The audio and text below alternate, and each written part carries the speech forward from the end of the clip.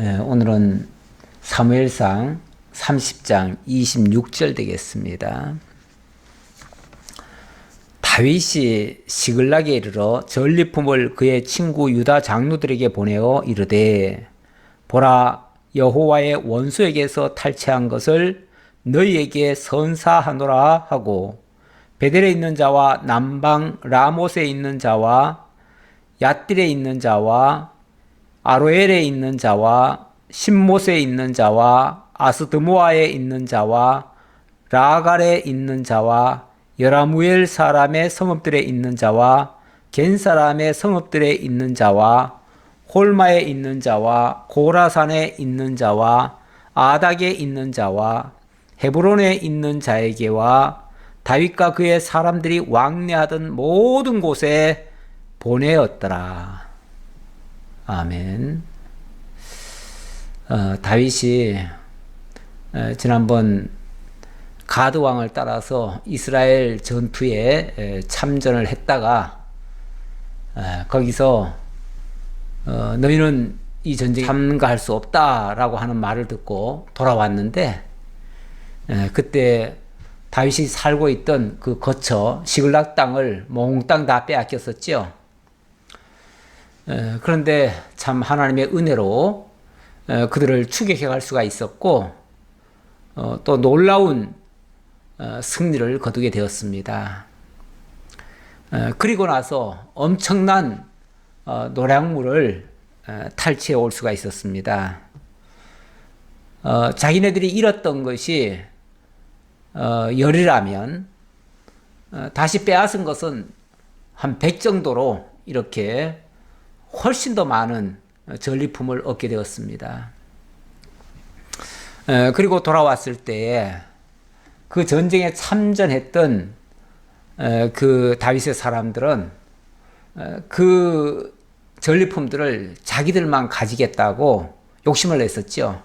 그래서 200명 너무 힘들어서 중간에 멈추고 그 시냇가에서 머물러 있었던 그들에게는 아무것도 주지 말자.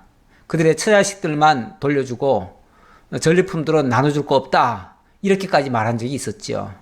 근데 그때 다윗이 단호하게 무슨 소리냐. 그들도 우리와 함께 이미 전쟁에 나섰던 몸들이다. 비록 전쟁을 하다가 너무 힘들어서 마지막 순간까지 그렇게 하지는 못했지만 그러나 그들의 마음도 우리와 똑같이 전쟁에 참가했고 또 거기 머물면서 또 그들의 것을 또 지키고 있었잖아요. 그러니까 그들때 공헌도 있지요.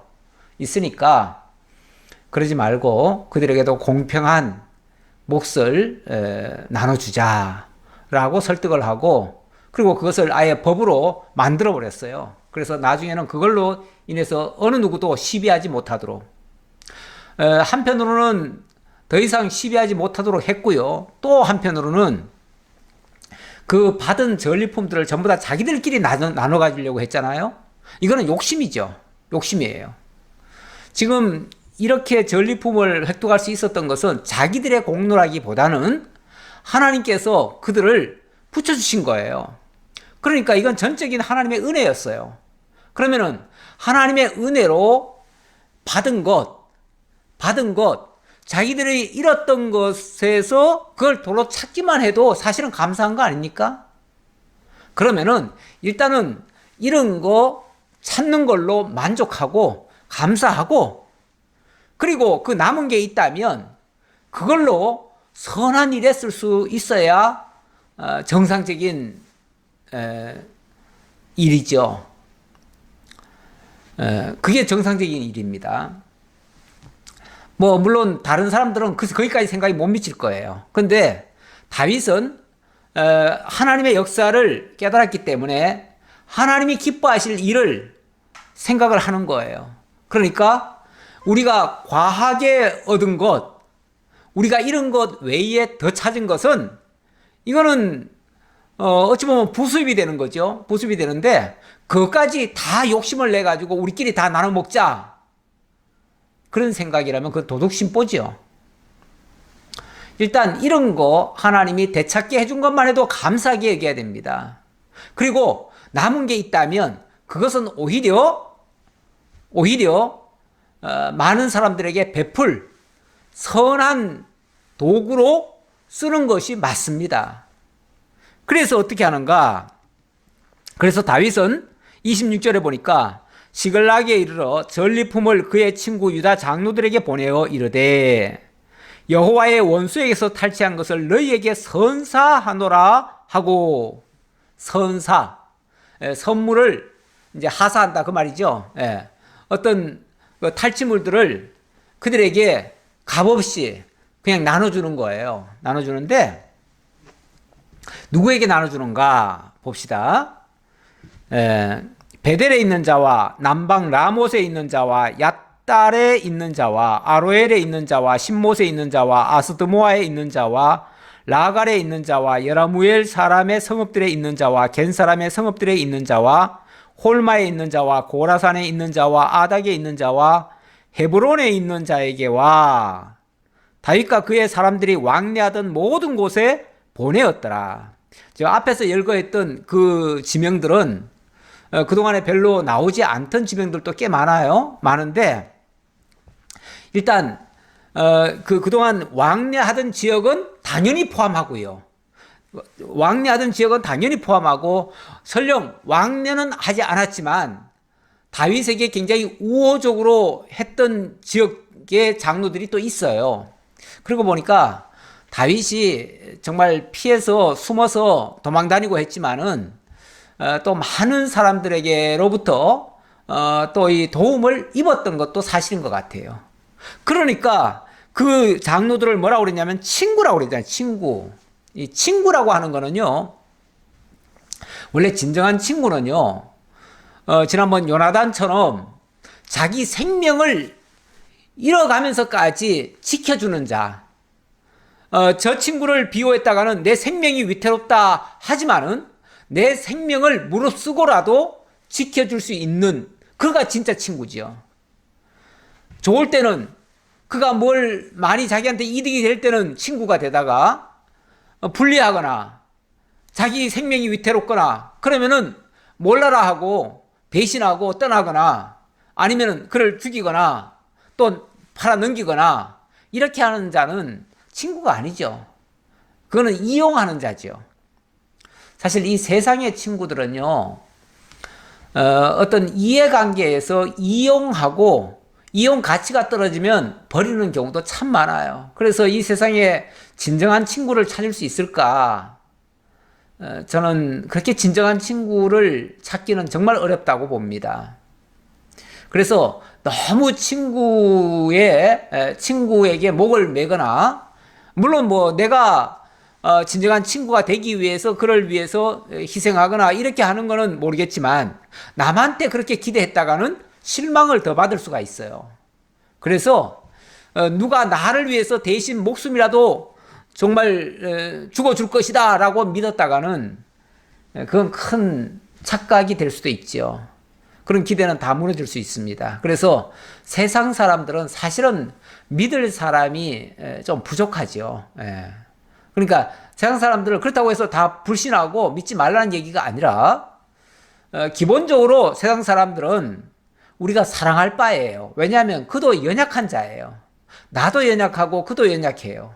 그러니까 우리가 힘 있을 때 도와주고 힘 있을 때 위해 줄 수는 있지만 그에게 힘을 빌으려고 나를 그에게 전적으로 맡기고 내 생명을 책임져 달라 이렇게 의지할 수는 없다 그 말이죠. 우리가 의지하고 우리가 믿을 대상은 하나님밖에 없어요.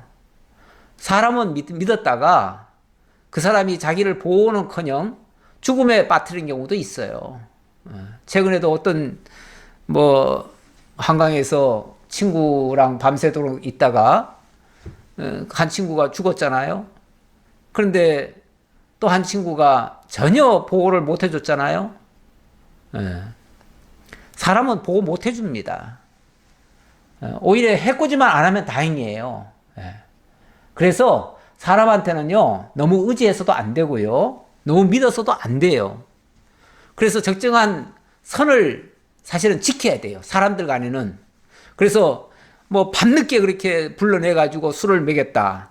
이거는 사실은 경계해야 될 일이지, 그거를 친구니까 믿어야 된다, 이렇게 하면은 안 되는 거예요.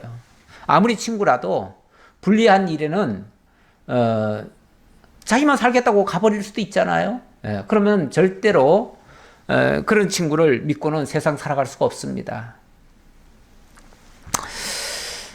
예, 어쨌든 다윗은 지금 엄청난 한 10배 이상의 그 전리품을 얻고 보니까 자기들은 잃었던 것만 찾은 것으로 만족하고, 그 나머지는 이거는 어찌 보면 가외로 하나님이 주신 거다. 그러니 이걸 우리가 다 가지려고 하는 거는 이건 욕심이다. 이건 너무 과한 생각이다. 그러니까 이거는 그동안 우리가 유다 사람들에게 얼마나 많은 신세를 졌느냐, 수많은 그 유다 장로들이 자기를 얼마나 도와줬느냐, 그동안은 뭔가 은혜를 갚고자 해도 우리에게 아무것도 없으니까, 빈털터리니까 여기저기 도망자 신세에서 뭘 갚을 수 있었겠어요. 그런데 이번에 하나님이 엄청난 은혜를 주셨으니 이번 기회에 조금이라도 지금까지 받은 은혜를 보답하자라는 생각을 가진 거죠. 이게 선한 마음이에요. 사실 우리가 세상에서도요, 우리가 살 만큼 이상의 물질이나 그 이상의 것은, 욕심내는 거는요, 그걸 더 얻으려고 하는 거는 그건 욕심입니다. 사실 욕심이에요. 어디까지가 욕심이냐라고 했을 때, 우리가 삶에 필요한 거 이상은, 물론 하나님이 주시는 거는 우리가 받지 말라는 얘기가 아니라 주시는 건 받지요. 받는데 그거 받아놓고도 더 받겠다고 아우성치고, 남이 투기할 때 남이 그만큼 막 벌어가니까 나는 그렇게 못 벌면 안 된다 해가지고 안달복달 하면서 나도 또 투기하고 하면 그건 욕심입니다. 만약에 그렇게 한다면, 그러면은 하나님이 내가 미처 예상하지도 못했던 엄청난 수입을 주셨다. 나는 요만큼을 바랐는데 하나님 이만큼을 주셨다. 그럼 나머지는 어떻게 할 것인가? 그 나머지는 사실은 나보고 천년만년 잘 먹고 잘 살으라고 주셨다기보다는 그걸로 하나님이 선한 일을 하라고 나에게 여유있게 주셨다라고 볼 수 있습니다. 그럴 때는 좀 베풀어야죠. 만약에 그렇게 여유 있을 때 베풀지 않으면 언제 베풀겠습니까? 우리가 없을 때는 못 베풉니다. 베풀고 싶어도 베풀 수가 없어요. 그런데 하나님이 좀 더 풍요롭게 해줬다면, 우리가 생각하는 그 이상의 것을 하나님이 주셨다면, 그때는 좀 선을 베풀 기회 아닙니까? 하나님이 그런 기회 주시려고 우리에게 더 많이 베풀으셨다면 그때야말로 지금까지 받은 은혜를 좀 나눌 수도 있어야죠. 바로 다윗이 그렇게 한 거죠. 어찌 보면 욕심 부리지 않고 자기들이 취할 것 이상의 것은 전부 다 유다 장로들에게 다 돌린 거예요. 그랬더니 놀라운 역사가 일어납니다. 놀라운 역사가 일어나요. 이거는 단순한 그냥 다윗으로서는 선한 마음에 하나님 베풀어 주신 은혜니까 이걸 같이 나누자라는 선한 뜻에서 나눴을 뿐인데, 유다 사람들로서는 얼마나 감격을 합니까?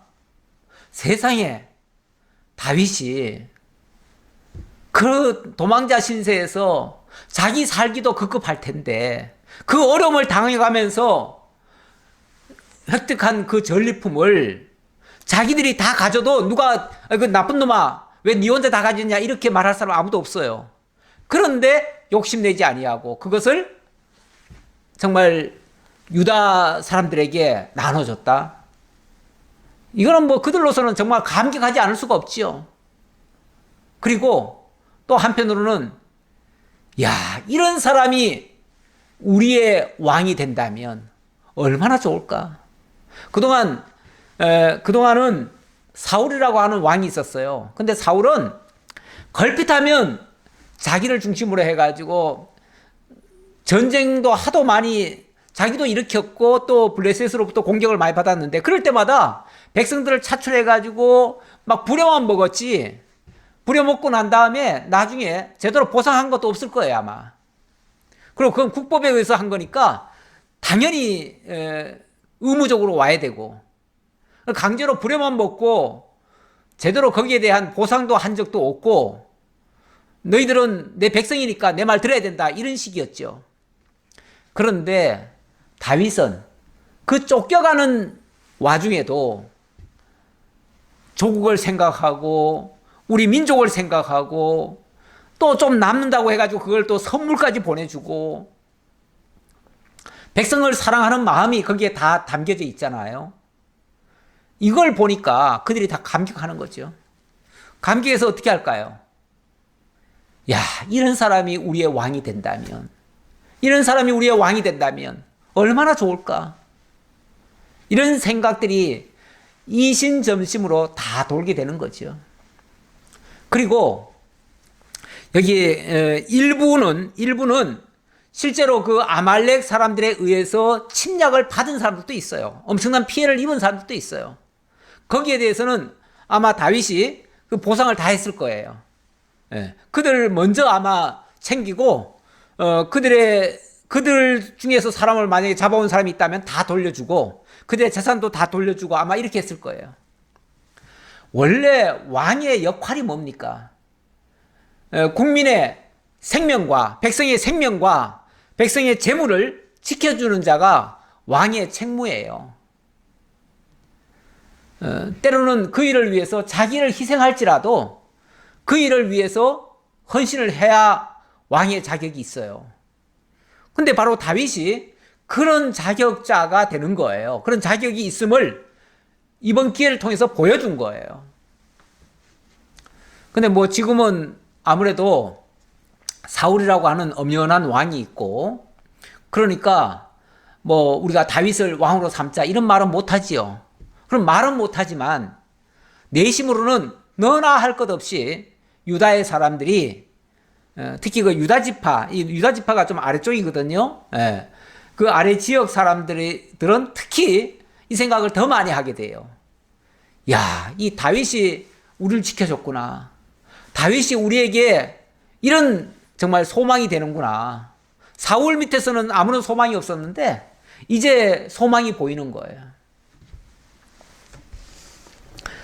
그러니까 이런 기회를 통해서 백성들에게 정말 다윗이야말로 우리의 왕이 되기에 합당한 사람이다 라고 하는 그런 인식을 확 심어준 거예요. 이게 뭐 다윗이 일부러 그걸 노려가지고 그렇게 했다? 작전상 그렇게 했다? 그렇게 보여지지는 않습니다. 다윗은 순수한 마음에서 한 겁니다. 진짜 그동안 자기가 지나오면서 유다지파 사람들이 자기를 돌보아주고 어찌 보면 협력해준 거 너무 감사하기도 하고요. 거기에 감사하기도 하고, 또 이거는 무엇보다도 이거는 하나님의 은혜였다. 그러니까 우리가 그것을 독식해서는 안 된다. 함께 나눠야 된다라고 하는 이 정신이 강했잖아요. 그 먼저 왜 그 같이 전쟁에 참가했던 사람들 400명, 그 중에 일부가 우리끼리만 나눠 갖자, 저 200명은 주지도 말자, 이렇게 말했을 때 무슨 소리냐.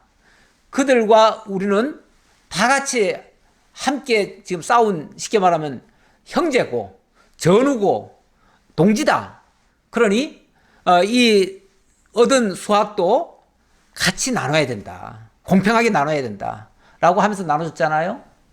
이게 얼마나 큰 정말 대인배 같은 모습입니까? 정말 믿음의 사람의 그런 모습이죠. 자, 그런데 한편 사울은 어떻게 됐는가? 31장으로 넘어갑니다. 블레셋 사람들이 이스라엘을 침해, 이스라엘 사람들이 블레셋 사람들 앞에서 도망하여 길보아 산에서 엎드러져 죽으니라.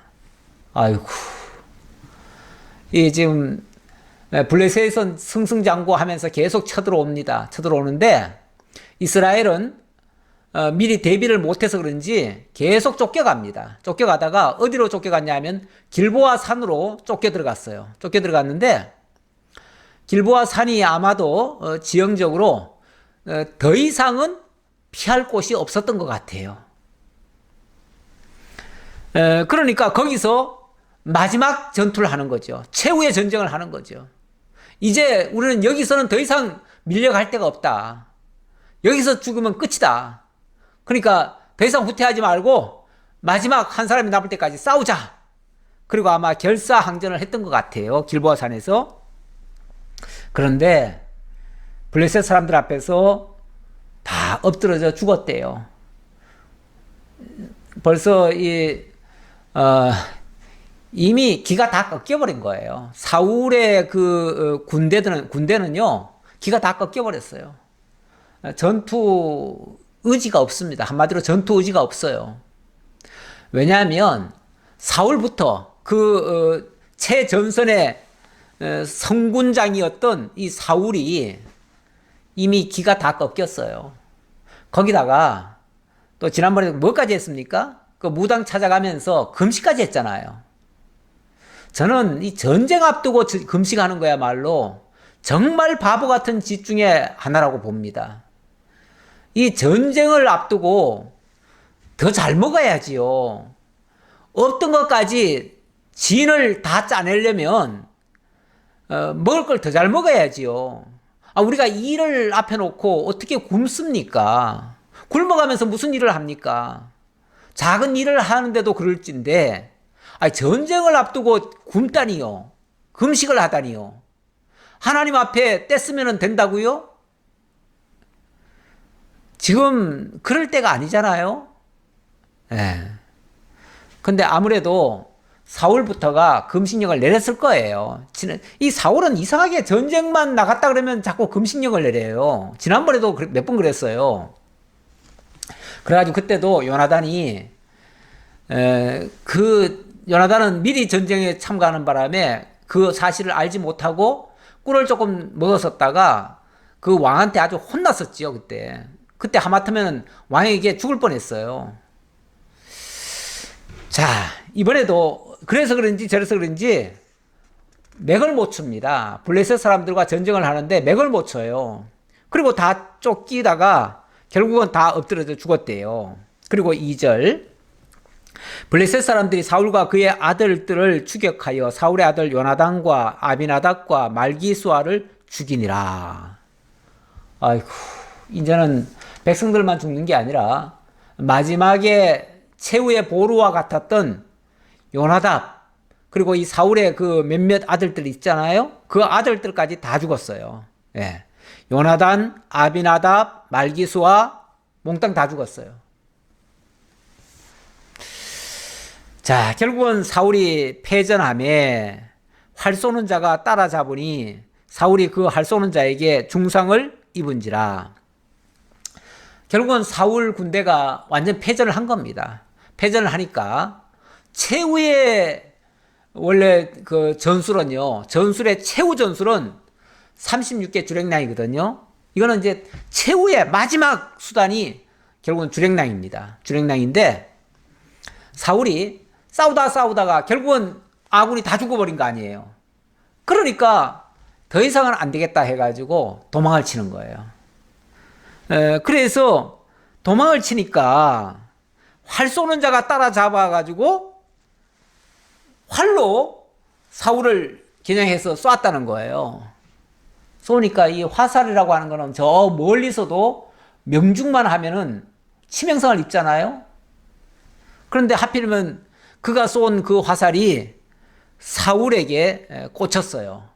그래서 사울이 중상을 입었대요. 전쟁터에서 중상을 입었어요. 화살에 쏘였어요. 그러면 사실 살 수가 없습니다. 가다가 피를 흘려서 죽을 수도 있고요. 어쩌면 또 화살에 독이 있을 수도 있어요. 독 화살을 쏘았을 수도 있어요. 그렇게 되면 얼마 안 가서 죽습니다. 죽으면 결국은 적에게 자기가 붙들리지 않겠어요? 적에게 붙들리면 그러면은 가장 치욕적인 죽임을 당할 거예요. 그게 이제 뻔하잖아요. 이제 그거밖에는 다른 방법이 없잖아요. 다른 길이 없잖아요. 그러니까 4절 그가 무기를 든 자에게 이르되 너의 칼을 빼어 그것으로 나를 찌르라. 할례받지 않은 자들이 와서 나를 찌르고 모욕할까 두려워하노라. 하나 무기를 든 자가 심히 두려워하여 감히 행하지 아니하는지라. 이에 사울이 자기의 칼을 뽑아서 그 위에 엎드러지매. 갈수록 태산입니다. 정말 절망스러운 일이 발생합니다. 사울은 이미 중상을 입었습니다.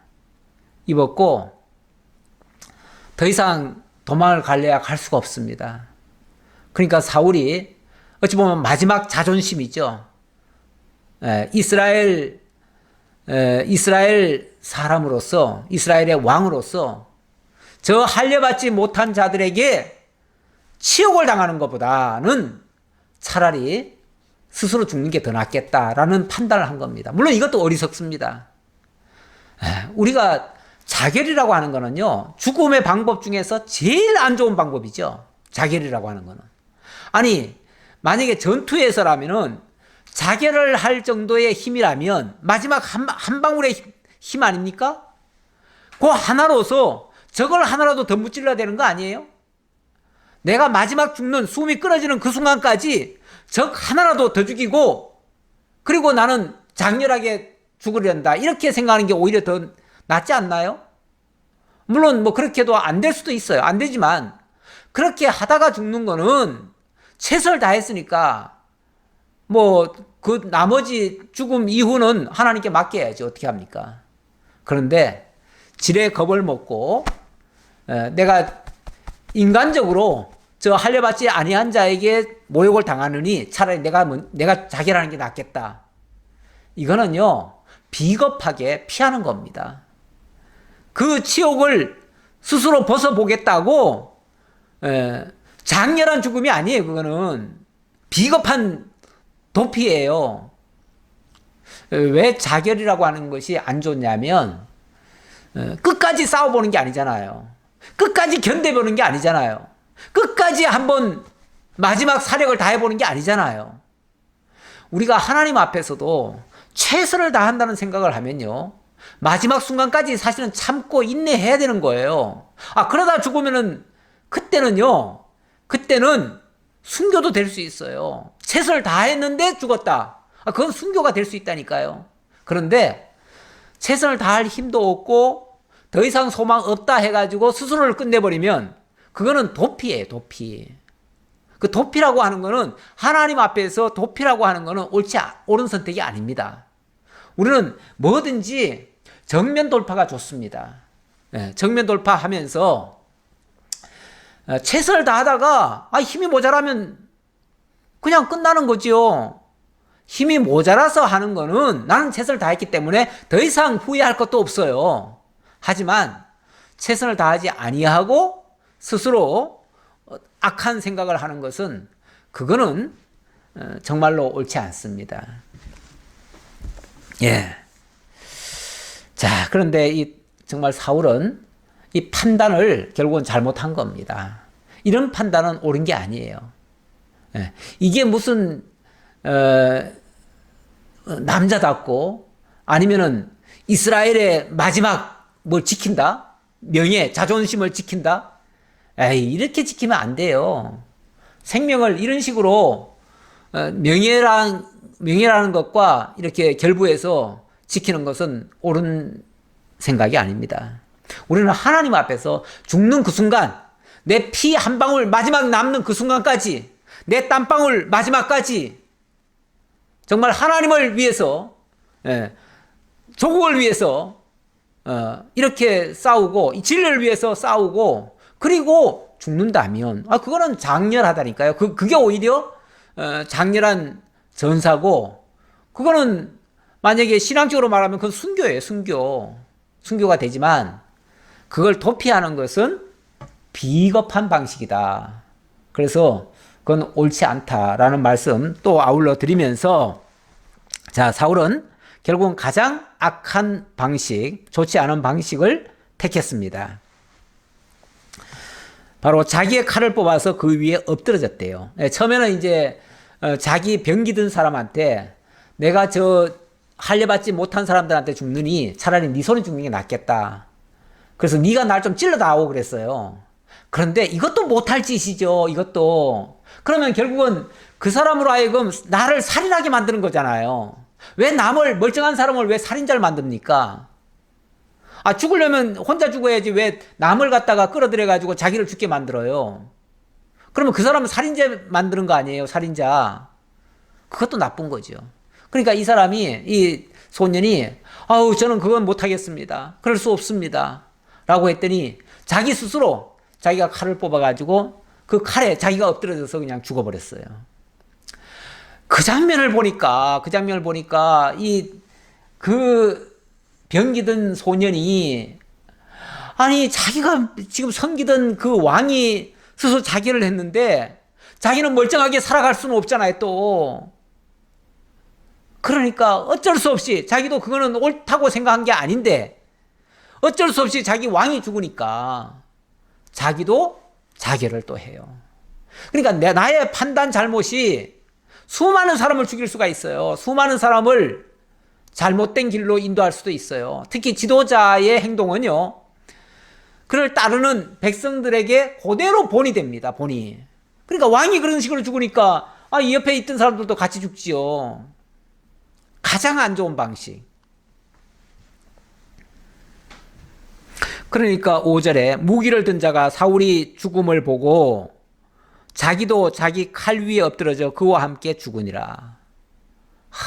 너무 불쌍하고 너무 안타깝고 너무나 잘못된 정말 이스라엘로 봐서는 비극입니다. 비극. 그냥 싸우다가 죽었다고 해도 비극은 비극이지만 그래도 최선을 다했다라고 하는 백성들에게 그야말로 동정이라도 받지요. 이런 식의 죽음은 정말 옳지 않습니다. 이거는 백성들에게 주는 신호도 아주 잘못된 신호를 준 겁니다.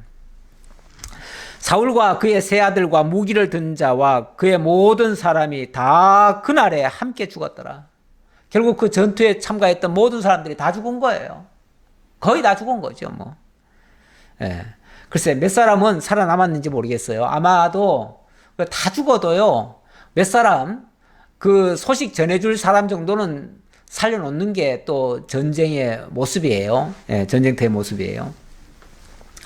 골짜기 저쪽에 있는 이스라엘 사람과 요단 건너쪽에 있는 자들이 이스라엘 사람들이 도망한 것과 사울과 그의 아들들이 죽었음을 보고 성읍들을 버리고 도망하며 블레셋 사람들이 이르러 거기에서 사니라.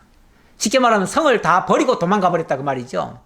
아니 이제 왕도 죽고 그 왕자들도 다 죽고 거기 뭐 따르는 방백들도 다 죽었을 테고 자관 모든 장군들도 병사들도 다 죽었잖아요. 그러니까 그대로 있다가는 꼼짝없이 블레셋의 점령을 받을 거 아니겠어요? 그러니까 할 수 없이 성을 비우고 요단을 건너서 쉽게 말하면 도망을 가버린 거예요. 그러니까 블레셋은 무혈 진입을 하는 거죠. 더 이상 싸울 것도 없이 성을 점령해버리는 거죠.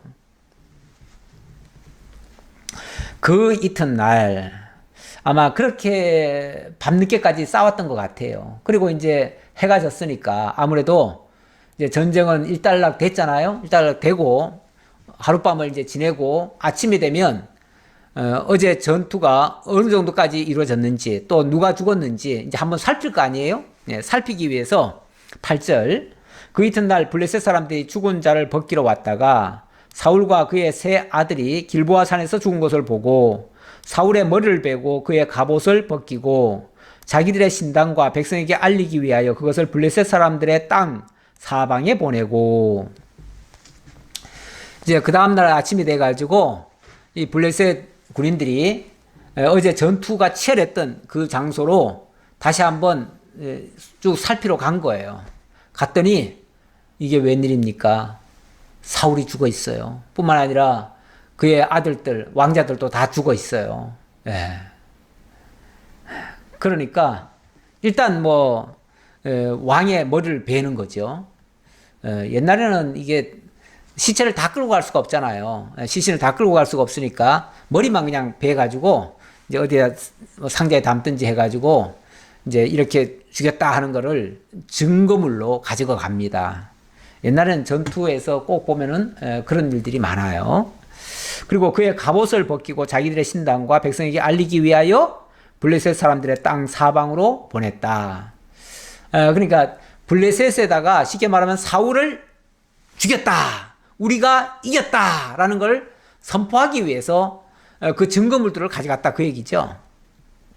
그리고 그의 갑옷은 아스다롯의 집에 두고 그의 시체는 벳산 성벽에 못 박음에 길랏 야베스 주민들이 블레셋 사람들이 사울에게 행한 일을 듣고 모든 장사들이 일어나 밤새도록 달려가서 사울의 시체와 그의 아들들의 시체를 벳산 성벽에서 내려가지고 야베스에 돌아가서 거기서 불사르고, 참 그래도 어쨌든 그것을 애석하게 여긴 사람들이 있었네요. 그들이 누구냐면 길랏 야베스 사람들입니다. 원래 길랏 땅이 요단 동편 땅인가요? 그럴 거예요. 어쨌든 이 길랏 사람들이 이 소식을 듣고는 그래도 우리의 왕인데 그 왕이 이렇게 조롱거리가 되는 것을 참아볼 수는 없다. 그러니 오늘 밤에 별동대를 조직해서라도 우리가 생명 내걸고라도 그 시체를 찾아와야 되겠다. 그 시신을 가져와야 되겠다 하면서 밤새도록 달려가가지고 아마 밤중에는 아무래도 사람들이 덜 지키잖아요. 덜 지키니까 그 틈을 타가지고 거기서 시체를 가지고 왔어요. 와가지고 야베스로 돌아가서 거기서 불사르고 그의 뼈를 가져다가 야베스 에셀나무 아래에 장사하고 7일 동안 금식하였더라. 여기 또 금식했네요. 물론 뭐 이번에 금식은 전쟁터에 나가면서 금식한 건 아니고 이거는 정말 너무나 슬퍼서 식음을 전폐하고 슬퍼한 거죠.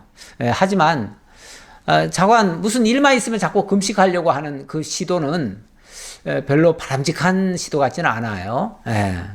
옳은 자세 같지는 않은데 어쨌든 이들이 그래도 어쨌든 자기들의 왕 사울을 그래도 지켜야 된다고 하는 그런 충성심은 있었던 것 같아요. 그런데 이제 방법에 있어서는 별로 좋은 방법 같지는 않지요. 왜냐하면 그 시신을 가져와 가지고는 또 야베스에 와가지고는 거기서 불살랐대요.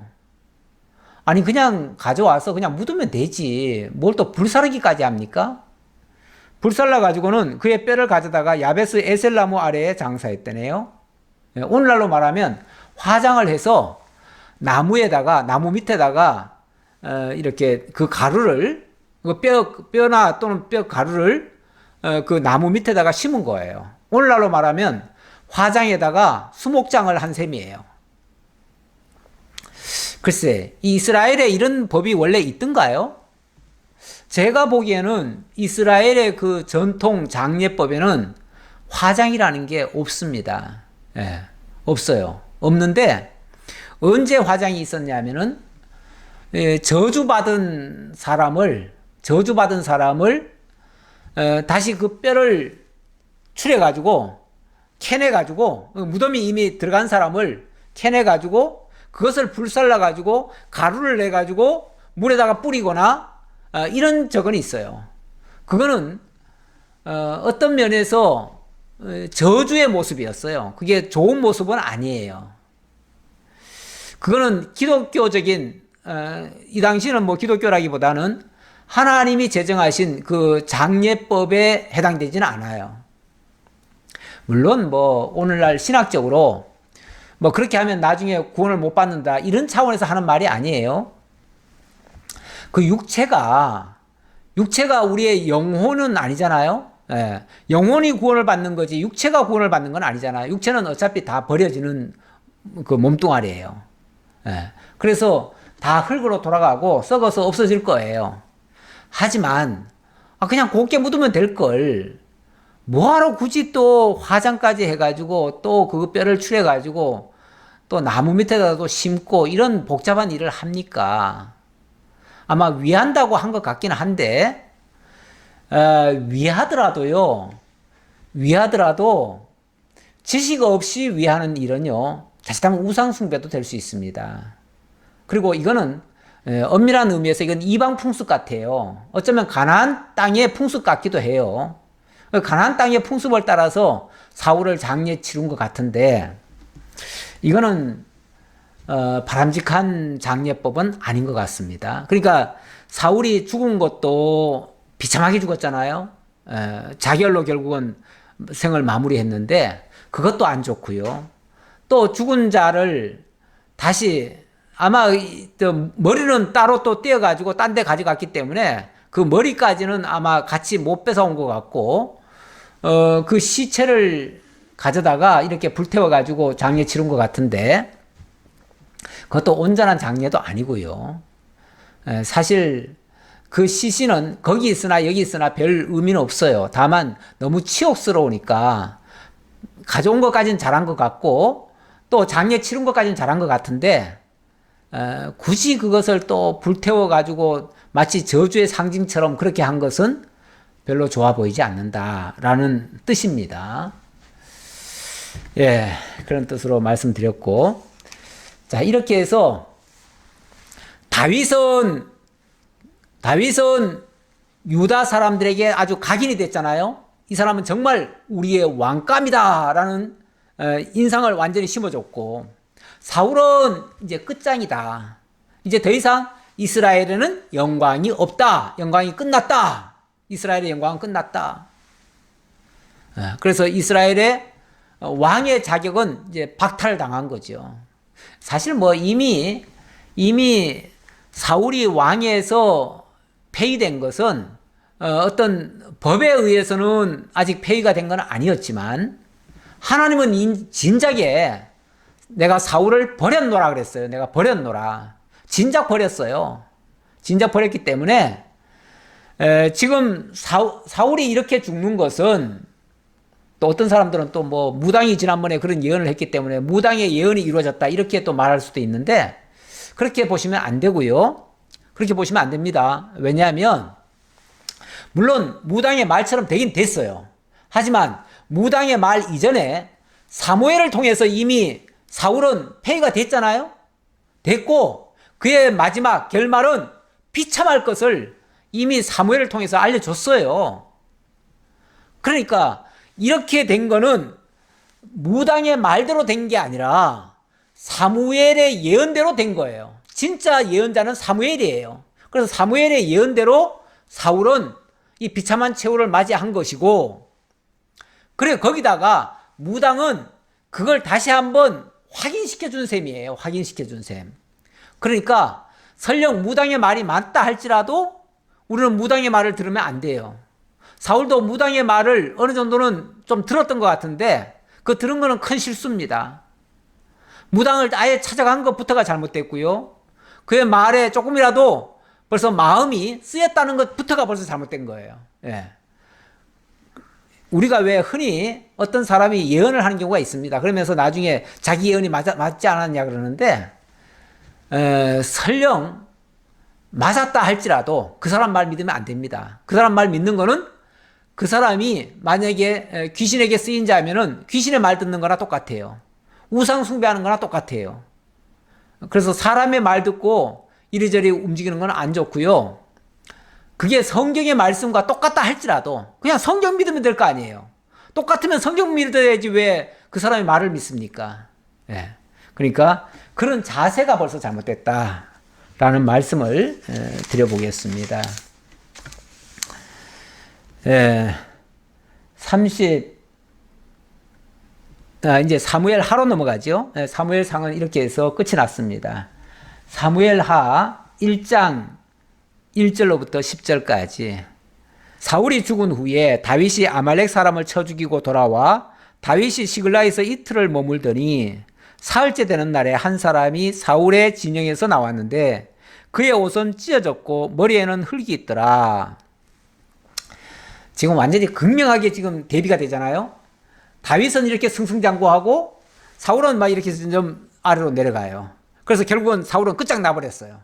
근데 다윗은 승리하고 시글락에서 지금 승리한 지 3일 만에 이 소식을 듣게 됩니다. 처음에는 정말 다윗이 시글락을 되찾은 다음에 너무 기뻐서 유다 사람들에게 선물까지 보내고 아마 굉장히 기쁜 마음으로 있었을 겁니다. 그런데 조국이 이렇게 망하게 됐다라는 소식을 듣는 순간 정말 하늘이 무너지는 것 같겠지요. 예. 한 사람이 사울의 진영에서 나와가지고 옷은 다 찢어졌고 머리에는 흙이 듬뿍 씌어져 있을 정도로 정말 정말 물불 안 가리고 쫓아온 겁니다. 쉬지도 않고 달려와가지고 이 다윗에게 이 소식을 전한 겁니다. 얼마나 급하면은. 지금 나라가 다 망했잖아요. 만약에 다윗이 어떤 조치를 안 하면은 어쩌면은 이스라엘 나라 자체가 다 위태할 정도가 됐지요. 그가 다윗에게 나와 땅에 엎드려 절하매 다윗이 그에게 묻되 너는 어디서 왔느냐 하니 대답하되 이스라엘 진영에서 도망하여 왔나이다 하니라. 넌 도대체 누구냐? 어디서 왔느냐 하니까 예, 저는 이스라엘 군대에서 참전했다가 완전히 다 망해가지고 거기서 겨우 저만 지금 살아서 이렇게 도망왔습니다. 다윗이 그에게 이르되 일이 어떻게 되었느냐 너는 내게 말하라. 그가 대답하되 군사가 전쟁 중에 도망하기도 하였고 무리 가운데에 엎드러져 죽은 자도 많았고 사울과 그의 아들 요나단도 죽었나이다 하는지라. 이렇게 완전히 군대는 전멸을 당하고 일부는 도망을 가고 그리고 무엇보다도 사울과 그의 아들들이 다 죽었습니다. 요나단까지 다 죽었습니다. 그랬더니 다윗의 관심사는 어쨌든 이 사울과 또 무엇보다도 그 요나단, 친구였던 요나단, 그의 안부가 궁금하지요. 그래서 다윗이 자기에게 알리는 청년에게 묻되 사울과 그의 아들 요나단이 죽은 줄을 네가 어떻게 아느냐? 그에게 알리는 청년이 이르되 내가 우연히 길보아 산에 올라가 보니 사울이 자기 창에 기대고 병거와 기병은 그를 급히 따르는데 사울이 뒤로 돌아 나를 보고 부르시기로 내가 대답하되 내가 여기 있나이다 한즉 내게 이르되 너는 누구냐 하시기로 내가 그에게 대답하되 나는 아말렉 사람이니이다 한즉. 이 사람이 우연히 뭘 봤답니까? 바로 사울이 자기 칼에 자기 창에 기대서 엎드려져 있는 모습을 봤다는 거죠. 근데 사람이요 자결을 하더라도 급소를 정확히 못 지르면요 피는 흘리고 고통은 호소하는데 그런다고 바로 죽지는 않습니다. 바로 안 죽으면요 정말 골치 아픕니다. 왜냐하면 그 고통을 고스란히 다 겪어야 되거든요. 너무너무 괴로운 거예요. 차라리 급소를 찔러가지고 더 이상 두 번 찌를 것도 없이 죽어버리면 일단은 고통이라도 좀 면할 거 아니겠어요? 그 순간만의 고통이라도 면할 텐데 이게 뭐가 찌르다가 좀 잘못 찔렀나 봐요. 엉뚱한 데를 찔렀나 봐요. 그러니까 그만 목숨이 끊어질 줄 알고 그 옆에 있던 사람은 자기도 자기를 했는데 이 사람은 사울은 목숨이 이제 처음에는 이제 기절하듯이 이제 죽었겠죠. 그랬는데 잠시 후에 의식이 다시 살아난 거예요. 살아나니까 고통이 너무 심할 거 아니겠어요? 그러니까 이 사람이 지나가다 보니까 그런 모습을 띠고 있어요. 그래서 어떤 사람이 막 이제 부르는 거죠. 부르니까 사울이 부르는 거죠. 그랬더니 이제 이 사람이 그 가까이 갔대요. 갔더니 너 누구냐? 그래서 예, 저는 아말렉 사람입니다. 그랬더니 내 목숨이 아직 내게 완전히 있으므로 내가 고통 중에 있나니 청하건대 너는 내 곁에 서서 나를 죽이라 하시기로 그가 엎드려진 후에는 살 수 없는 줄을 내가 알고 그의 곁에 서서 죽이고 그의 머리에 있는 왕관과 팔에 있는 고리를 벗겨서 내 주께로 가져왔나이다 하니라. 참 앞에서 자결을 했다는 말도 충격적인데 거기다가 또 숨이 조금 붙어 있었나 봐요. 이 사람 말을 고지고대로 들으면은 숨이 좀 남아있다고 봐야지요. 예. 그런데 너 누구냐 그러니까 저는 아말렉 사람입니다. 근데 여기 지금 이 전투에 같이 지금 참가하고 있었습니다. 그래? 그러면은 너 좀 나 좀 도와다오. 내가 지금 목숨이 조금 남아있어가지고 너무 괴롭다. 그러니까 어차피 죽을 건데 네가 좀 내 고통을 조금이라도 좀 덜어다오. 그러니까 빨리 내 목을 좀 쳐달라. 이렇게 얘기하는 거죠. 그러니까 이 사람이 그래 어차피 죽을 건데 어차피 죽을 거면 내가 그 고통이라도 좀 덜어줘야지. 그리고는 자기가 옆에서 찔러 죽였다는 거죠. 찔러 죽이고 그리고 왕관과 팔에 있는 고리를 벗겨서 내 주께로 가져왔나이다. 근데 이 사람이 그 왕관과 그 고리 요걸 이제 증거물로 가져온 거예요. 가져온 걸 보면 틀림없이 사울과 거기 옆에 같이 있었던 건 틀림없었던 것 같아요. 그런데 이건 또 옳은 방식입니까?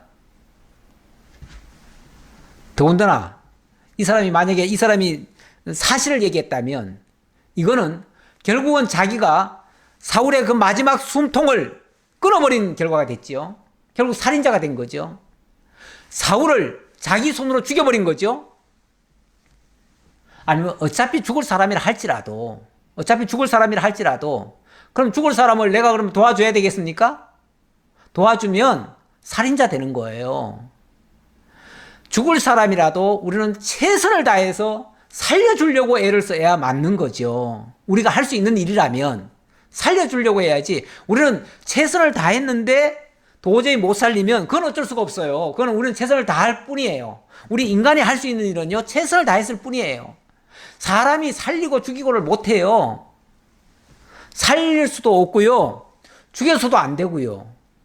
그래서 우리는 최선을 다할 뿐인데 최선을 다한 게 아니라 옆에서 죽어가는 사람 숨을 끊어준 거예요.